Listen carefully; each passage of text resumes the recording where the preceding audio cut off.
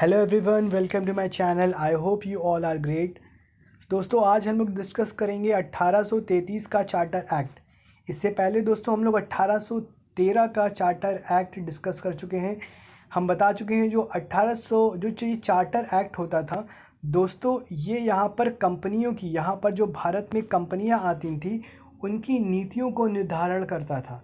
और जो ये चार्टर एक्ट होता था ये ब्रिटेन के महाराजा या रानी द्वारा निष्कासित करा जाता था। यानी वहाँ के राजा और जो वहाँ के जो एम्प्रेस होते थे वो इसको पारित करते थे और वो डिसाइड करते थे यहाँ पे जो कंपनियाँ आएंगी वो उनके क्या क्या अधिकार रहेंगे, वो किस हद तक अपने व्यापार को कर सकती हैं और वो किस तरह से लॉज बना सकते हैं। ये सब दोस्तों यहाँ पर चार्टर एक्ट में लिखा होता था। और दोस्तों, हर चार्टर एक्ट की जो अवधि होती थी वो लगभग 20 वर्ष होती थी। 20 वर्ष बाद फिर से एक न्यू चार्टर एक्ट लाया जाता था। तो इससे पहले जो सबसे पहले चार्टर एक्ट आया था 1813, उसको हम लोग दोस्तों प्रीवियस वीडियो में डिस्कस कर चुके हैं। उसका लिंक आपको इस वीडियो की डिस्क्रिप्शन में मिल जाएगा, आप जाके वहाँ पे चेकआउट कर सकते हैं और उस वीडियो को भी देख सकते हैं। दोस्तों, अब 20 वर्ष हो चुके हैं। अब आता है दोस्तों 1833 का चार्टर एक्ट। अब क्योंकि इसमें भी न्यू प्रावधान होंगे, इसमें न्यू रिफॉर्म्स होंगे, तो 20 साल बाद अब जो कंपनी की नीतियां होंगी, उसके क्या अधिकार होंगे, वो दोस्तों हम लोग डिस्कस करेंगे इस वीडियो में।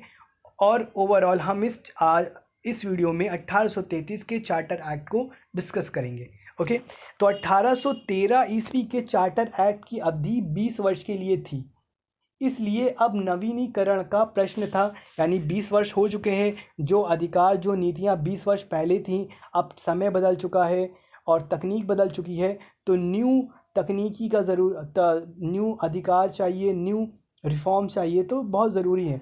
तो इस मारे एक तरह से उसको अपडेट करने के लिए 1833 का चार्टर एक्ट लाया गया। इस समय ये बल दिया जाने लगा था कि भारत से कंपनी का शासन खत्म कर दिया जाना चाहिए। यानी अभी तक पहले चार्टर एक्ट की अवधि तक यहाँ पर ज़्यादातर जो कंट्रोल था वो कंपनियों का था, लेकिन मैकाले जो कि ईस्ट इंडिया कंपनी का समर्थक था के प्रयत्नों से कंपनी का ही शासन जारी रखा गया। लेकिन अन्य चार्टर एक्ट 1833 का पास हुआ। ठीक है, 1833 ईस्वी के चार्टर एक्ट की धाराएं। अब देखिए दोस्तों, 1833 के चार्टर एक्ट में क्या हुआ। क्या यहाँ पर अभी भी जो कंपनी का शासन था वो रहा या उसमें कुछ चेंजेस हुए। कंपनी के कर्जदारों का उत्तरदायित्व भारत सरकार पर आ गया और भारत सरकार कंपनी के शेयर होल्डरों को उनकी पूंजी पर 10.5% लाभांश देगी। चीन के साथ होने वाले व्यापार और चाय व्यापार से कंपनी का एक अधिकार खत्म कर दिया। यानी इससे पहले जो चार्टर एक्ट 1813 में 1813 में, ठीक है, 1813 में ये प्रावधान था कि जो चाय का बिजनेस होगा उस पर कंपनी यानी ईस्ट इंडिया कंपनी का एक अधिकार रहेगा। मगर जब 1833 का चार्टर एक्ट आया तो उसमें इस जो कंपनी का चाय के बिजनेस पर, चाय के व्यापार पर एक अधिकार था, उसको समाप्त कर दिया गया। तो ये दोस्तों ये रिफॉर्म्स हुआ। दूसरे चार्टर एक्ट में जो कंपनी का एक अधिकार था चाय के व्यापार पर, वो समाप्त कर दिया गया। कंपनी के पास भारतीय प्रदेश व राजस्व 20 वर्ष के लिए रहेंगे। ठीक है, तीसरा। अब दोस्तों होता है चौथा। अब अंग्रेज बिना किसी अनुमति के भारत में बस सकते थे। दास प्रथा को अवैध घोषित कर दिया गया था। यानी इससे पहले दोस्तों अगर अंग्रेज़ों को या बहुत सारे जब इंजीनियर्स यहाँ पे आते थे तो उनको वहाँ पर बोर्ड ऑफ डायरेक्टर्स के जो सदस्य होते थे उनसे अनुमति लेनी पड़ती थी यहाँ पर भारत में रहने के लिए। मगर दोस्तों क्यों अब धीरे धीरे हमारा जो देश था वो उपनिवेश बनता जा रहा था इंग्लैंड का, तो यहाँ पर जो व्यापारी थे या कोई भी अंग्रेज़ यहाँ पर स्वतंत्र रूप से बिना किसी की अनुमति के यहाँ पर आकर रह सकता था।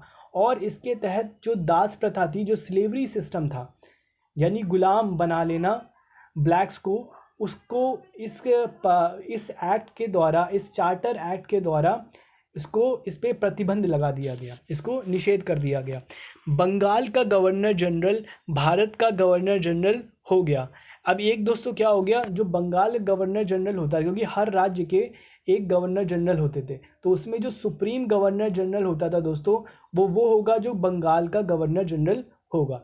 ठीक है, तो गवर्नर जनरल को शक्तिशाली बना दिया गया, मगर कहाँ के, बंगाल के गवर्नर जनरल को। बिशपों की संख्या 3 कर दी गई और कलकत्ता के बिशप को मुख्य बिशप मान लिया गया। हर भारतीयों को जो कि कंपनी प्रदेश में रह रहा है, योग्यता के आधार पर अर्धपद प्राप्त करने का अधिकार प्राप्त हो गया। 8वां रिफॉर्म्स दोस्तों, गवर्नर जनरल की काउंसिल में कानूनी सदस्य के रूप में एक सदस्य और बढ़ा दिया गया, यानी पहले 3 थी, अब फिर 3 से यहाँ पर 4 फिर से हो गई। 1833 के चार्टर एक्ट का महत्व। अब देखिए दोस्तों, जो 1833 का चार्टर एक्ट था, इसकी क्या खामियां थी और क्या फ़ायदे थे वो हम देखेंगे। 1813 का तो हम जान सकते हैं, उससे बहुत सारे नुकसान हुए, खासकर यहाँ पर भारतीय संस्कृति को। ठीक है, मगर 1833 में क्या, इसका क्या महत्व रहा, क्या खूबियाँ रही, क्या खामियां रही, वो अब हम लोग देखेंगे। 1833 का चार्टर एक्ट संवैधानिक विकास की दृष्टि से बहुत ज़रूरी है। एक केंद्रीय विधानसभा की स्थापना और गवर्नर जनरल और उसकी काउंसिल को पूरे भारत के लिए कानून बनाने का अधिकार देना ज़रूरी बदलाव था। और सिविल फौजदारी कानून का कोड तैयार करने के साथ साथ अब हर प्रांत के लिए कानून लागू हो गया। भारतीयों को योग्यता रखने अर्धपद रखना भी ज़रूरी कदम था, लेकिन भारतीयों को अपने प्रशासन में कोई भाग नहीं दिया गया। इस संबंध में बोर्ड ऑफ कंट्रोल व गवर्नर जनरल की सर्वे सर्वा थे। दास प्रथा को खत्म करना भी इस चार्टर का एक ज़रूरी निर्णय था। तो यहाँ पर दोस्तों ज़्यादातर इसके कुछ दोष नहीं थे, ज़्यादातर जो खामियां थी दोस्तों वो तो चार्टर एक्ट 1813 में हो ही चुकी थी।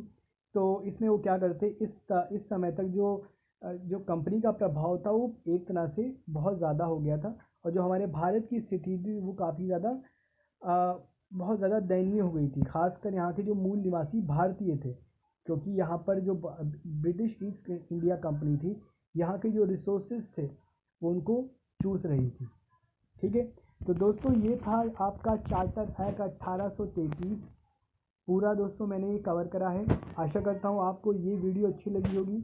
अगर ये वीडियो अच्छी लगी तो इस वीडियो को लाइक करें। अगर आप और ऐसी इंफॉर्मेटिव वीडियो चाहते हैं तो हमारे चैनल को सब्सक्राइब करिए। तब तक दोस्तों मिलते हैं अपनी नई वीडियो में, तब तक अपना ख्याल रखिए। Till then take care, good bye.